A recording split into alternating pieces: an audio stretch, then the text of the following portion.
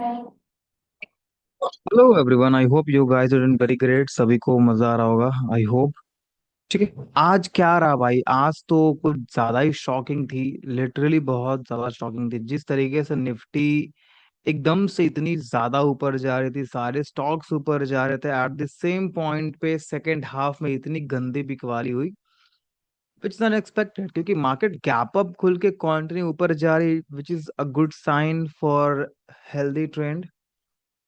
ठीक है, बैंक्स वगैरह को भी देखोगे, सारे बहुत अच्छे जा रहे थे भाई। पता नहीं ऐसा क्या हुआ। एक्सिस बैंक पे भी देखोगे तो मेरा मॉर्निंग का यहाँ ट्रेड था, ठीक है।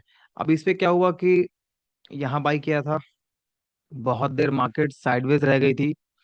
एंड ये जैसे थोड़ा पुल बैक लिया, मुझे लगा कि ये ब्रेक इवन जाएगी, मैंने ब्रेक वो कल्ट करके छोड़ दिया कि चलो दूसरा अपॉर्चुनिटी देखते हैं। मार्केट ये साइडवेज है, क्योंकि भाई निफ्टी ऊपर जा रही है, बैंक निफ्टी ऊपर जा रही है, एंड आईसीआईसी बैंक और एक्सिस बैंक दोनों साइडवेज। तो मुझे लगा कि मैंने गलती कर दिया, इसको निकाल देता हूँ एंड कुछ अच्छे स्टॉक्स कैप्चर करता हूँ जिसमें रैली मिलेगी। यहाँ रेड कैंडल पे निकाल दिया मैंने, मतलब 2-3 रुपए ऊपर निकाल दिया होगा ब्रेक इवन समझ के। और ऊपर मैग्नेट थी। भाई साहब, आज के आज मैग्नेट का टारगेट मिल जाती है। होल्ड करता तो लिटरली बहुत अच्छा प्रॉफिट मिलता, बट नो वरीज, जितना हक में था उतना ही मिलेगा मुझे।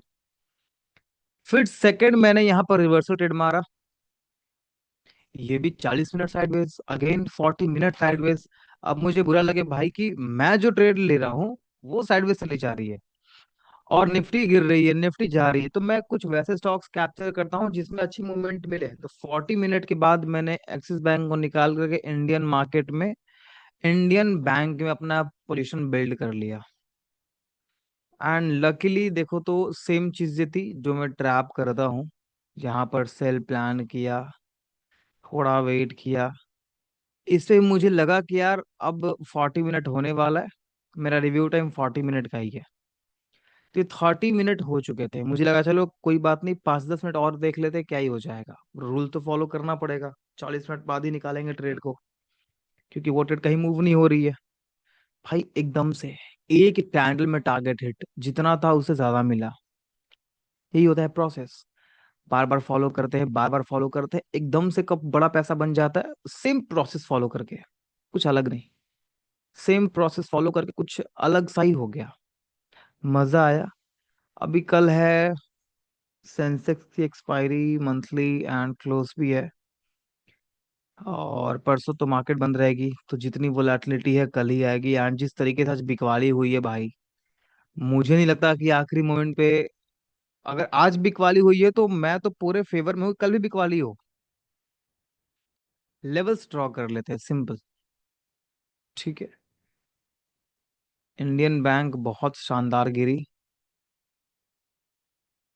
HDFC and all. निफ्टी ही देखते हैं, स्टॉक्स पे कुछ दिख नहीं रहा मुझे।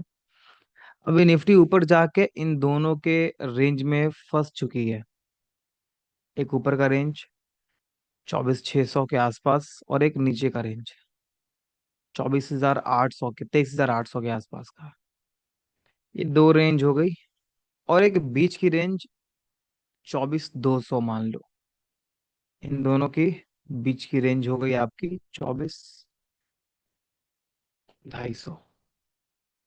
मार्केट ने वही किया, दोनों के बीच में रिएक्ट कर दिया।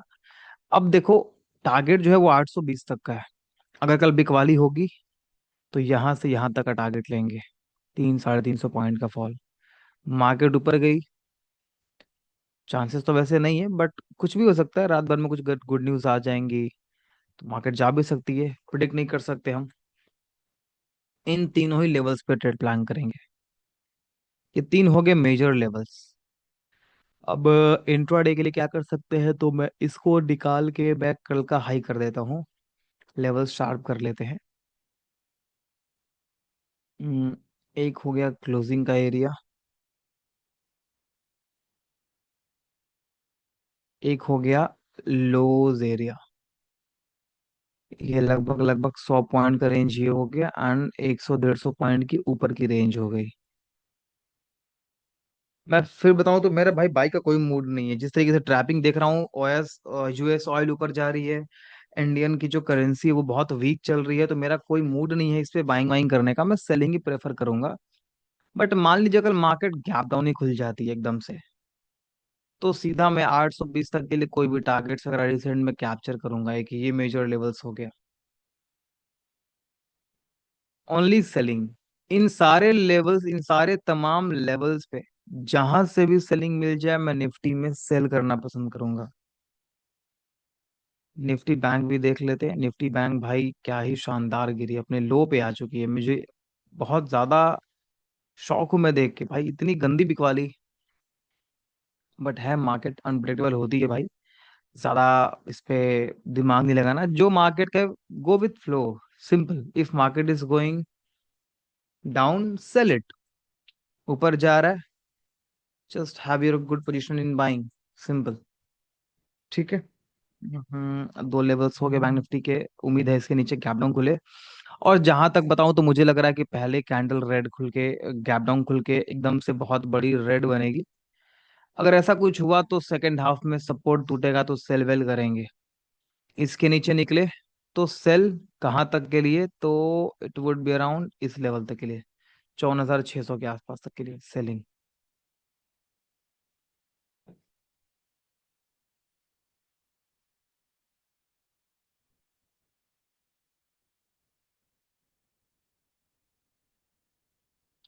ठीक है। रिलायंस देख लेता हूँ, रिलायंस पे क्या हुआ। निफ्टी बैंक निफ्टी क्लियर है। रिलायंस तो भाई इतना ज्यादा स्ट्रांग होल्ड किया भाई, ये गिरी नहीं, 1% नहीं गिरी रिलायंस। ठीक है, रिलायंस तो गिरी ही नहीं, ये कल का ट्रेड था।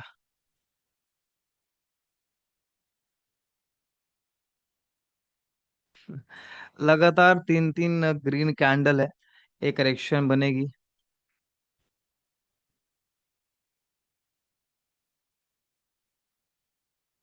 एक करेक्शन पेंडिंग है। करेक्शन का जो लेवल है वो ये है। तो अगर रिलायंस निकला तो आप आज के लो के भाव कल के हाई के आसपास बाइंग प्लान करना। इन्हीं लेवल से बाई प्लान किया जा सकता है।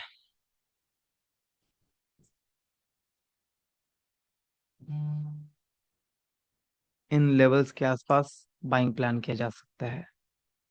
इसके ऊपर निकलेगी तो देखेंगे। बाई डायरेक्ट नहीं कर सकते, टाइप 3 में कंटिन्यू निकलते जा रही है। भारती भी सस्टेन किया। एच डी एफ सी गिरी। एच डी एफ सी अगर इन सारे लेवल्स के नीचे खुलती है तो नीचे गिरने दीजिए। We will go for sell. ये है आपका लगभग लगभग 10 रुपए की सेलिंग है ये।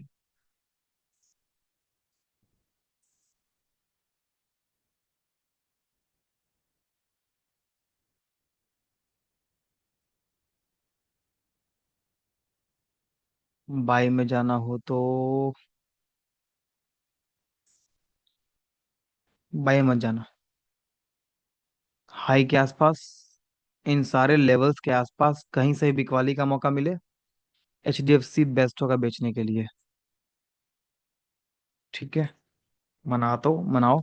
मार्केट ऊपर खुले, गैप डाउन खुले तो फिर ये टारगेट लेंगे। बट अगर मार्केट कहीं गैप अप खुल जाती है और रिजेक्शन का मौका मिलता है तो यहाँ पर बेचना पसंद करेंगे H D F C bank पे। ऑलराइट, बस यही लेवल्स रहेंगे, निफ्टी बैंक निफ्टी। एंड एक बैंक हो गया। उसके अलावा मैं बिटकॉइन वगैरह को देख लेता हूँ। बिटकॉइन पे रैली निकली है, ओके तोड़ दिया। मुझे यहाँ पर लेवल था कि मार्केट यहाँ पर, ये सेलिंग थी मेरी कल की जिसमें से लेट हो चुका है मेरा।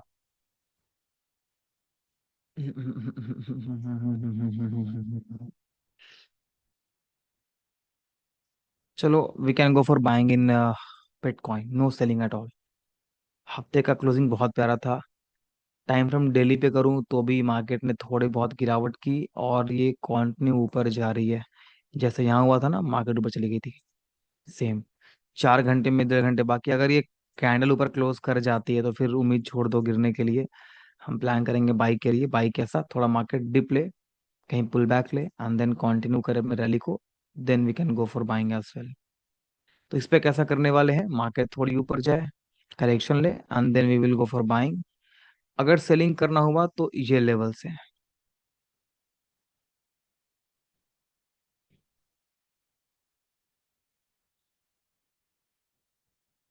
But go for buying mostly.